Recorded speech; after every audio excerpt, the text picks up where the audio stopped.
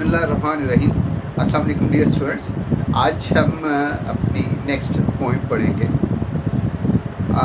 इस पोएम में एक अजीब सा तासुर दिया जा रहा है और बात भी हकीकत है, लेकिन वो हकीकत क्या है कि हम जब भी कोई काम करना चाहते हैं, कोई सफ़र करना चाहे या कोई बिज़नेस स्टार्ट करना चाहे, तो हमेशा हमारे दिल में मनफी ख्यालात आने लग जाते हैं कि अगर ऐसा हो गया तो क्या हो, और अगर रास्ते में ऐसा हो गया तो क्या हो। ठीक, ये चीज़ आनी चाहिए, लेकिन एक हद तक। वो लोग जो कि सिर्फ इसी पर बेस करने लग जाते हैं, इसी पर सोचने लग जाते हैं कि जी अगर ऐसा हो गया तो क्या होगा, और ये सोच सोच के वो डिले करते हैं या काम नहीं करते, वो कभी कामयाब नहीं होते। लेकिन वो लोग जो कि इस चीज़ को ज़हन में तो रखते हैं, मतलब किस लिए कि वो थोड़ी सी एहतियात करें और अपने काम को जारी रखें, वो लोग हमेशा कामयाब हो जाते हैं। अगर आप इन चीज़ों से डर के और आप रुक गए तो आप कामयाब नहीं हो सकते, और अगर इनको ज़हन में रखा और एहतियात साथ रखी और अपने काम को जारी रखा तो इंसान हमेशा कामयाब होता है। ये है इस पोएम का थीम। तो आप अपनी बुक्स ओपन कीजिए। It's page number 457। Oh, where are you going? This is by W.H. Auden. W.H. Auden की लिखी हुई पोएम है Oh, where are you going? ये वही सारे ख्यालात, तासुरात जो है वो दिए जा रहे हैं। See, Oh, where are you going? Said reader to rider. Reader, पढ़ने वाला, कारी, उसने राइडर, घुड़सवार, घोड़े पर सफर करने वाला, उससे कहा, पूछता है कि कहाँ जा रहे हो? That valley is fatal when furnaces burn. कि जब भट्टियाँ जलती हैं तो वो वादी जो है बड़ी फैटल हो जाती है, वो बड़ी मुहलक हो जाती है। Yonder's the midden whose orders will madden. वहाँ पर कूड़ा करकट जिसकी बदबू इंसान को पागल कर देती है। That gap is the grave where the thought return. और वो जो गैप नज़र, गड़ा नज़र आ रहा है, वो दरअसल एक कब्र है, और कब्र का नाम सुनते इंसान को मौत याद आती है, और मौत याद आती है तो इंसान के ऊपर खौफ तारी हो जाता है। लिहाजा उस तरफ जाने से बड़े से बड़ा शख्स, बहुत ज़्यादा हिम्मत और हौसले वाला भी डर जाता है और वापस आ जाता है। लिहाजा ये उसका कॉन्शियस, उसका ज़मीर है जो कि उसे बार बार ऐसी बातें कह रहा है। तो ये it is in fact the first stanza, और आपने इसका जो सबसे पहले रेफरेंस, फिर कॉन्टेक्स्ट और फिर एक्सप्लेनेशन, ये तीन चीज़ें तैयार की हर स्टेंजा की। रेफरेंस देखिए, this stanza has been taken from the poem Oh, where are you going? written by W.H. Auden. W.H. Auden की लिखी हुई पोएम है Oh, where are you going? Context. In this poem, a dauntless rider wants to reach his destination. कि एक बड़ा हौसला, हिम्मत रखने वाला शख्स जो है वो अपने घोड़े पर जिनके रवाना होना चाहता है और अपनी मंजिल पर पहुंचना चाहता है। But fears and phobias try to dampen his high spirits at every step. देखिए, मुख्तलिफ किस्म के खौफ, तासुरात, वो उसका हौसला शिकनी करने की कोशिश करते हैं। But he shuns all fears and continues his journey. लेकिन हर किस्म के खौफ को यूं पीछे कर देता है और अपना सफ़र जारी रखता है। एक्सप्लेनेशन क्या है कि this poem is a dialogue between a rider and reader, कि ये पोएम कारी और घुड़सवार के दरमियान एक डायलॉग है, बातचीत है। यहाँ पर कारी जो है वो उसका कॉन्शियस है और राइडर वो खुद। The rider represents a brave and courageous person. Rider जो है वो एक बहादुर और हौसलामंद शख्स की नुमाइंदगी करता है. The reader represents fierce of life. और रीडर जो होता है वो जिंदगी के खौफ को शो करता है. The rider is a man of great matter. घुड़सवार जो है बहुत जुर्रत रखने वाला है. He has set a goal before him and wants to transcend all the hitches and hurdles. वो अपनी मंजिल तय करता है और फिर अपनी मंजिल की तरफ रवां दवां होता है, इन तमाम आने वाली रुकावटों को मद्देनजर रखते हुए.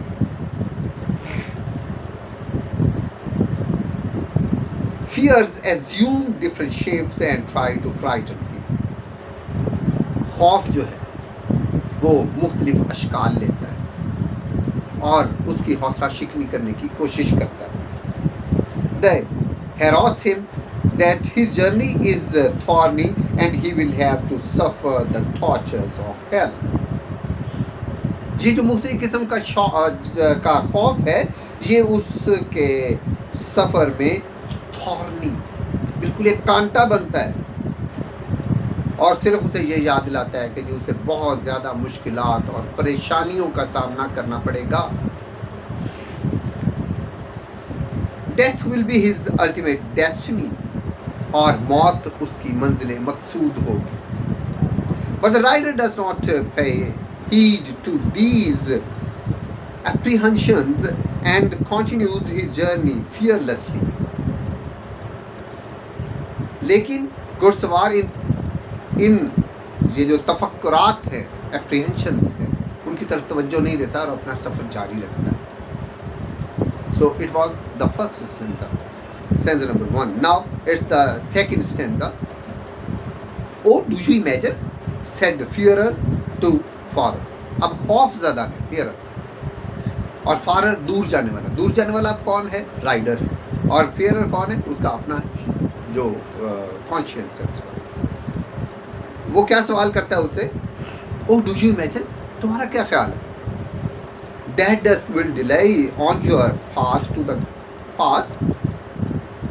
Your diligent looking discover the lacking. Your footsteps feel from granite to grass. कि that dusk will delay on your path to pass. कि तुम पास दर्रे की तरफ जा रहे हो और ये धुंधलका जो है ये तुम्हारे रास्ते में रुकावट बनेगा और तुम्हें ताखीर हो जाएगी. लेकिन तुम्हारी जो डिलीजेंट लुकिंग है, तुम बड़े जो मुस्तैद और हौसलामंद लग रहे हो, इसमें लुकिंग डिस्कवर द लैकिंग. तुम्हें शायद इस चीज़ का एहसास नहीं है, ये कमी तुम्हें लग रही है. चलोगे तो पता चल जाएगा कि your foot steps feel from granite to grass. तो फिर तुम्हारे पाँव को अंदाज़ा हो जाएगा कि हाँ जी, ग्रेनाइट में और ग्रास में क्या फ़र्क है, एक सख्त पत्थर में और घास में क्या फ़र्क है. तो उसके ज़हन में ये ख्याल आता है.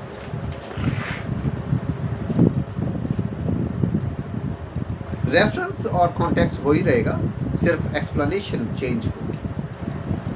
In the first stanza of the poem, the reader frightens the rider. पहले स्टेंजा में कारी जो है वो घुड़सवार को डराता है. But now the reader changes his form and appears as fearer. अब कारी जो अपनी शक्ल बदल लेता है और एक खौफज़दा शख्स के तौर पर सामने आता है. He again tries to frighten him, saying that he should think that there will be a darkness on the way. अब वो उसे डराने की कोशिश करता है कि जब तुम चलोगे तो तुम्हारे रास्ते में अंधेरा हो जाएगा. The darkness will cause a delay. और इस अंधेरे की वजह से तुम्हें देर हो जाएगी. And he will not be able to reach his destination in time. और वो अपनी मंजिल मकसूद पर वक्त पर नहीं पहुंच पाएगा. Apparently he is very diligent and devoted, but when he will have to walk from grassy field to stony paths, ज़ाहिरी तौर पर तो ये बहुत मुस्तैद लगता है, बहुत हौसलामंद लगता है, लेकिन जब सख्त पत्थर से और ग्रास का फ़र्क इसे पता चलेगा, then he will feel the difference, come to know that he lacks strength, courage and steadfastness which are necessary to go ahead. और फिर ये फ़र्क इसे बताएगा कि इसमें कमी है। किस चीज़ की कमी है?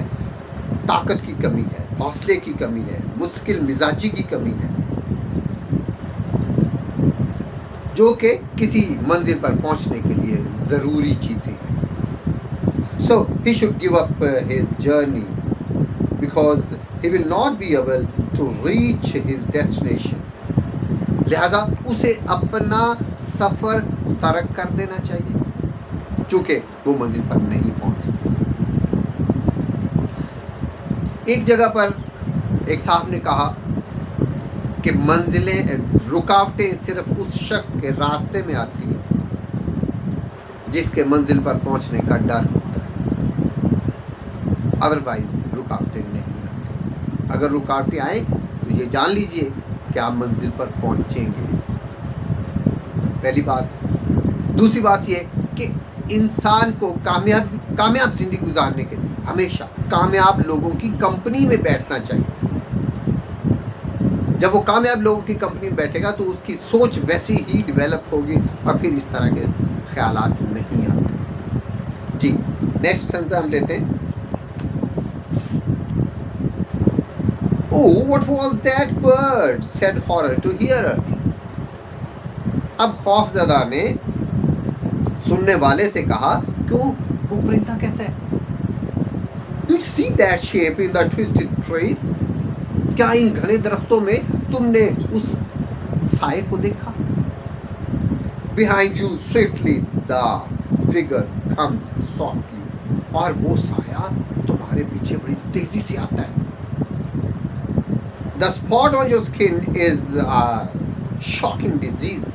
और तुम्हारी स्किन पर ये जो निशानात नज़र आ रहे हैं, ये कोई शॉकिंग डिजीज़ है, कोई बहुत ही बीमारी है, मोहलक किस्म की बीमारी है। इसमें भी रेफरेंस और रेफरेंस कॉन्टेक्स्ट वही रहेगा, सिर्फ एक्सप्लेनेशन चेंज होगी, वो देख लीजिए। In the first stanza the reader frightens the rider. पहले स्टेंजा में रीडर राइडर को डराता है, कारी घुड़सवार को डराता है। Then in second stanza the reader changes its form to fearer। और दूसरे स्टेंजा में यही कारी जो है ये fearer की शक्ल ले लेता है, मतलब खौफज़दा की शक्ल ले लेता है। And now in the third stanza of the poem it once again changes its form and appears as horror। और फिर इस स्टेंजा में एक दफ़ा फिर अपनी शक्ल बदलता है और अब वो एक खौफज़दा शख्स की शक्ल इख्तियार करता है। He reminds the hearer that he had seen a bird and then a shape in the thick and twisted trees। अब वो उसे क्या कहता है कि उसने इन घने दरख्तों में किसी साए को देखा, किसी साए को देखा, परिंदे को देखा है। फिर क्या है? Actually, that shape and that bird were different ghosts। कि वो परिंदा और वो साया जो था वो मुख्तलिफ घोस्ट है, भूत हैं। These ghosts will follow him in such a way that he will not realize their presence after him। कि ये दोनों चीज़ें इस तरह से उनके पीछे आएंगी, उसके पीछे आएंगी कि वो इनकी प्रेजेंस को जान भी नहीं पाएगा कि ये चीज़ें मेरे साथ हैं।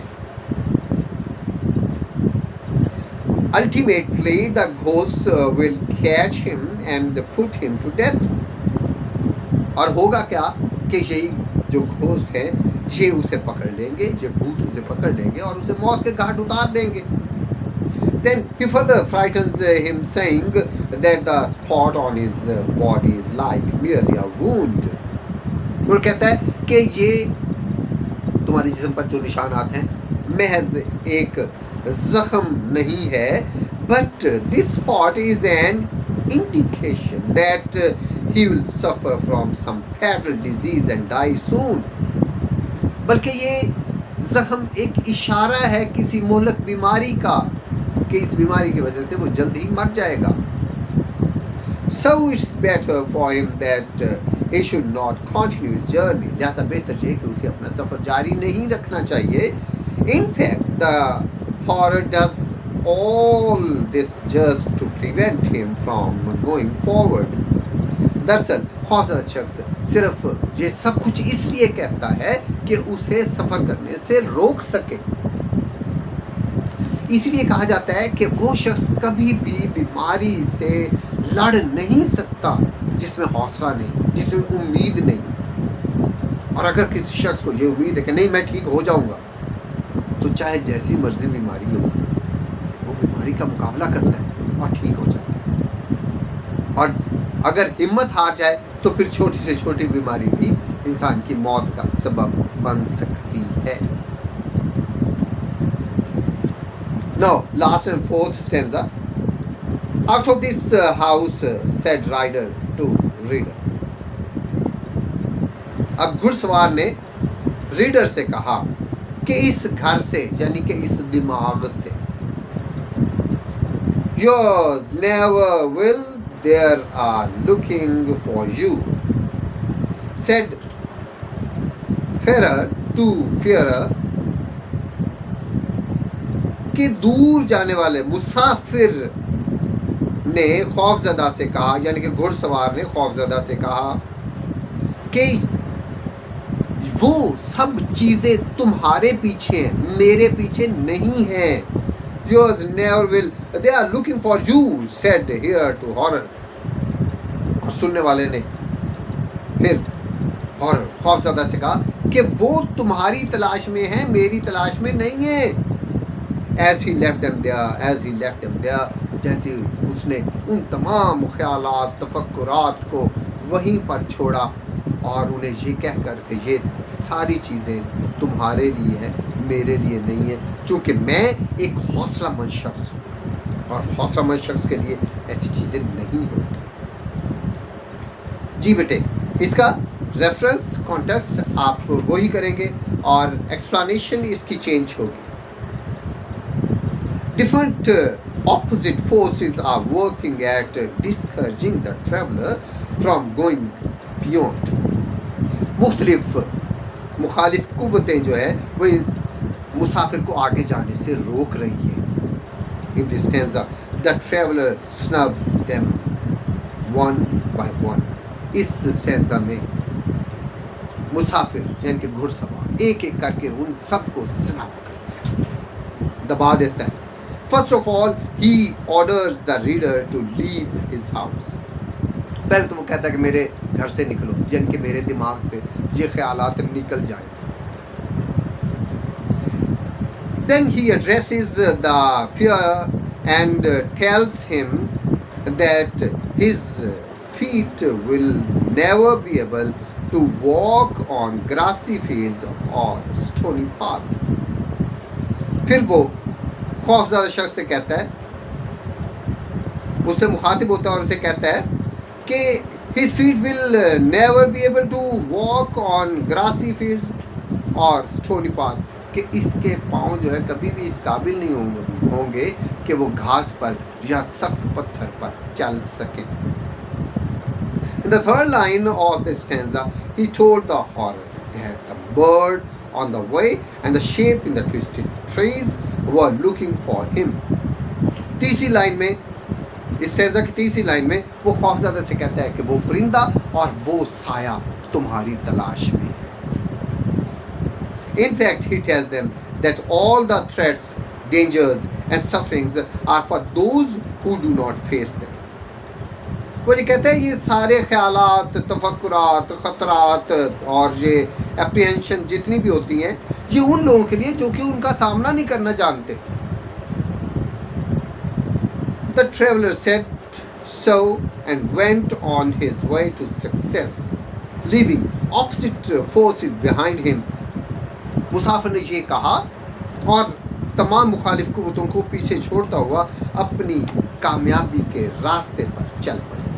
So this was our today's poem, and you are to prepare its reference, context, explanation, question answers, synonyms, and then plus 5 pairs of